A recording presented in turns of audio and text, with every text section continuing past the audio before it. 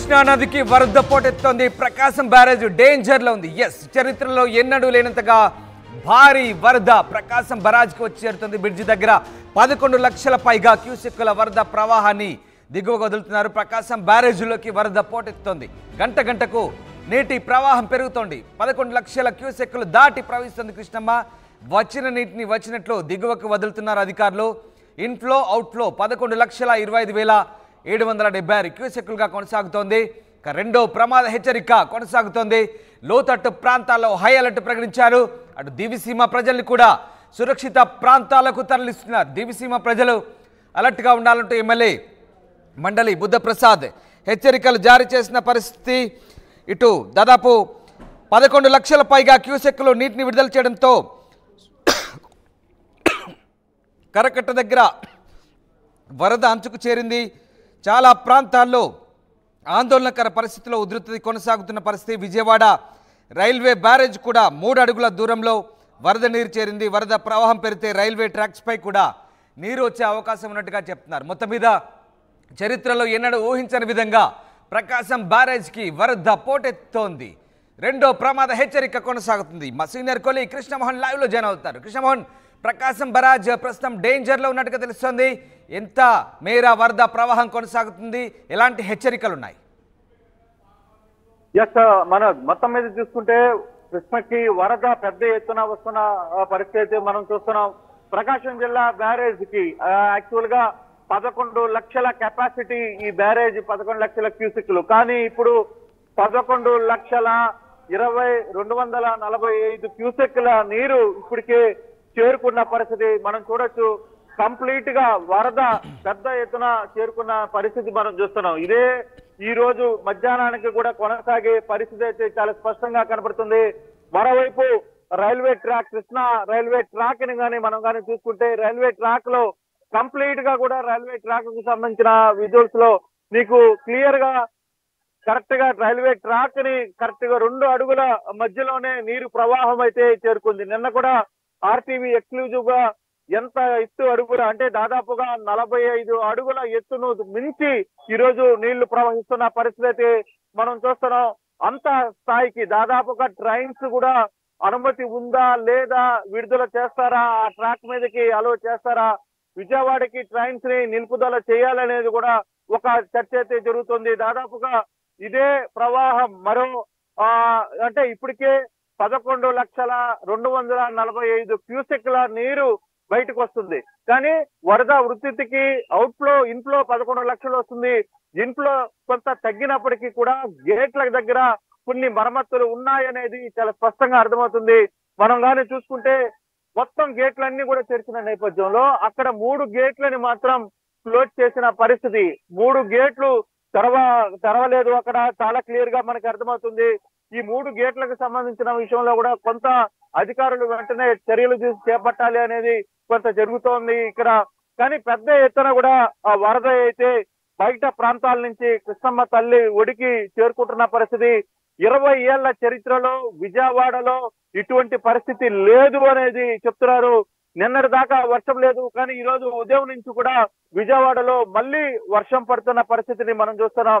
మరోవైపు దివిసీమ కూడా కొంత డేంజర్ జోన్ లో ఉంది. దాదాపుగా ఇదే ఫ్లో దాదాపుగా 11 లక్షల ఇన్ఫ్లో వస్తుంటే బయట నుంచి అవుట్ఫ్లో వచ్చేసరికి 10 లక్షల వరకు అవుట్ఫ్లో వెళ్తోంది. 10 లక్షల అవుట్ఫ్లోకి దాదాపుగా దీని చుట్టూ ఉన్న గ్రామాలన్నీ కూడా ఇక్కడి నుంచి బయటకు వెళ్లే పరిస్థితి అయితే కనబడుతున్నాయి. వాటి అందరినీ కూడా సురక్షిత ప్రాంతాలకు తరలించాలని చెప్తున్నారు. అలాగే దివిసీమ ప్రజలకి అక్కడ ఎమ్మెల్యే బుద్ధప్రసాద్ క్లియర్ గా చెప్పారు, ఇక్కడ నుంచి మొత్తం ఖాళీ చేసి వెళ్లాల్సిన పరిస్థితి ఉంది అనేది. అయితే ఈ ప్రవాహం 11 లక్షలకు దాటిన తర్వాత అంటే తన పరిధిని దాటి కృష్ణమ్మకి వరద నీరు వస్తున్న పరిస్థితుల్లో ఇదే సిచ్యువేషన్ జరుగుతుందా, ఇంకా ఎక్కువ ఇన్ఫ్లో వస్తుందా అనేది కొంత టెన్షన్ లో అయితే ముఖ్యమంత్రి కూడా ఉన్నారు. ముఖ్యమంత్రి కూడా పదే చెప్తున్న పరిస్థితి అయితే మనం చూస్తున్నాం. సో ఆయన కూడా ఉదయం నుంచి అధికారులతో రాత్రి 3 గంటల వరకు కూడా ఆయన లోతట్టు ప్రాంతాలన్నీ కూడా పరిశీలించిన పరిస్థితి అయితే ఉంది. ప్రతి ఇంటి దగ్గరికి ఆయన వెళ్లే ప్రయత్నం అయితే చేశారు. ఇప్పుడు అధికారులతో పూర్తి కూడా సమీక్ష చేస్తున్నారు. పెద్ద ఎత్తున వాహనాలన్నింటినీ కూడా విజయవాడ కలెక్టరేట్ కార్యాలయం దగ్గరికి తీసుకుని వచ్చిన పరిస్థితి. ఎక్కడికక్కడ లోతట్టు ప్రాంతాల ప్రజల్ని ఇక్కడి నుంచి, అంటే ఆయన ఒకటే చెప్తున్నారు, ప్రాణ నష్టం జరగకుండా చూసుకోవాల్సిన బాధ్యత ఉంది, ఆస్తి నష్టాన్ని మన చేతిలో లేదు, కానీ ప్రాణ నష్టం జరగకూడదు అనేది ఆయన క్లియర్ గా చెప్తున్న పరిస్థితి. ఇదే ఇంట్లో ఇంకా పెరిగే పరిస్థితి అయితే ఉంది. ఇక్కడ మనం చూస్తుంటే ఆ 3 గేట్లు కూడా తెరవలేదు, 3 గేట్లు అక్కడ ఆగిపోయిన పరిస్థితి ఉంది. ఆ బ్రిడ్జి దగ్గర అది సమస్యగా ఉందని చెప్పి అధికారులు మాట్లాడుతున్న పరిస్థితిని మనం చూస్తున్నాం. ఆ 3 గేట్లకు సంబంధించి వ్యవహారంలో కూడా ఇప్పటికిప్పుడు అధికారులు వాటిని తెరిచి ఇంకా అవుట్ఫ్లోని కొంత వేగవంతం చేయాలనేది ఆలోచిస్తున్నారు.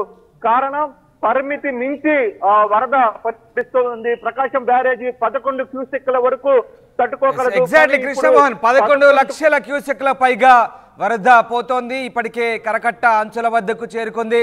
మరోవైపు సుందరయ్య నగర్ కూడా నీట మునిగిన పరిస్థితి. ఇటు రైల్వే ట్రాక్ దగ్గర కూడా అప్రమత్తంగా ఉండాల్సిన సిచ్యువేషన్ కనబడుతోంది. అండ్ ఓకే, ఓవరాల్గా నెక్స్ట్ వెళ్ళేదంతా కూడా దివిసీమకే, వరదంతా కూడా. సో దివిసీమ పరిస్థితి ఎట్లా ఉండే అవకాశం ఉంది? ఎందుకంటే ఈ వరదంతా కూడా అటు వెళ్తే దివిసీమ లంక గ్రామాల పరిస్థితి దారుణంగా ఉంటుంది, మనం గతంలో చూసాం. సో ఎలాంటి అలర్ట్స్ ఉన్నాయి అక్కడ? డెఫినెట్లీ రాత్రి నుంచి కూడా లంక గ్రామాలని పూర్తిగా కూడా అప్రమత్తం చేసిన పరిస్థితి ఉంది. మనం లంక గ్రామాల ప్రజల్ని చంద్రబాబు స్వయంగా రిక్వెస్ట్ చేశారు, మీరు అక్కడి నుంచి ఎంత త్వరగా బయటకు వస్తే అంత మంచిదని.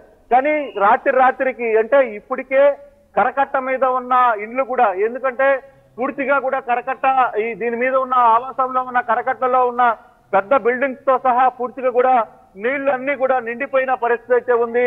అక్కడ మంత్రి సత్యనారాయణకు సంబంధించిన ఏదైతే ఆశ్రమం ఉందో ఆశ్రమంలో కూడా చాలా మంది ప్రజలు ఉన్నారు. అక్కడ పూర్తిగా కూడా మనిషి లోతు నీళ్లు వచ్చాయనే సమాచారం కూడా అందుతోంది. సో ఇటువంటి పరిస్థితుల్లో ఇక్కడ లోతట్టు ప్రాంతాల్లో ఉన్న ప్రజలందరినీ కూడా సురక్షిత ప్రాంతాలకి తరలించాలనేది పెద్ద ఎత్తున ఆ ప్రభుత్వం అయితే చేపడుతుంది. అర్ధరాత్రి వరకు, తెల్లవారుజామున 3 గంటల వరకు కూడా ఇవన్నీ కూడా చేస్తూనే ఉన్నారు. అవసరమైన వాళ్ళకి తాగునీరు, ముఖ్యంగా తాగునీరు లేదు అనేది చాలా పెద్ద ఎత్తున సమస్య. 2 రోజుల పాటు కరెంటు లేదు. ఎక్కడ ఇళ్లలో ఉన్న వాళ్ళు మిద్దెల మీదనే ఉండాల్సిన పరిస్థితి ఉంది. కనీసం పాలు దొరకట్లేదు, మంచినీళ్ళు దొరకట్లేదు అనేది పెద్ద చర్చ. సో ఇటువంటి పరిస్థితుల్లోనే ఇప్పుడు దివిసీమకు సంబంధించి కూడా ఈ ఫ్లో ఇదే దివిసీమ వరకు వెళ్లే పరిస్థితి ఉంది. కాబట్టి సో అక్కడున్న ప్రజల్ని అక్కడి నుంచి సురక్షిత ప్రాంతాలకు తరలించాలనేది ప్రభుత్వం యోచిస్తోంది. అక్కడ ఎమ్మెల్యేలు కూడా రిక్వెస్ట్ చేస్తున్నారు ప్రజలకి, మీరు ఇక్కడి నుంచి వెళ్లి సురక్షిత ప్రాంతాలకి వెళ్ళండి, అక్కడ అన్ని ఏర్పాట్లునే చేస్తున్నాం, ఒక 2-3 రోజులు వరద తగ్గేంత వరకు కూడా ఈ పరిస్థితి ఉంటుందని. అయితే ఇప్పటి వరకు బయట నుంచి, ఇతర ప్రాంతాల నుంచి, తెలంగాణ నుంచి, ఇతర ప్రాంతాల నుంచి వస్తున్న వరద ఇంకా పెరిగే అవకాశం ఉందా లేదనేది 7 గంటల వరకు కూడా 11,245 క్యూసెక్ల నీరు చేరుకుంది. ఇప్పటికే 2వ ప్రమాద హెచ్చరిక అంటున్నప్పుడు కూడా ఇది ఆల్మోస్ట్ 3వ ప్రమాద హెచ్చరికకి సిద్ధంగా ఉంది ప్రభుత్వం. సో ఇప్పటికే ఈ గేట్లు ఇప్పుడు ఏదైతే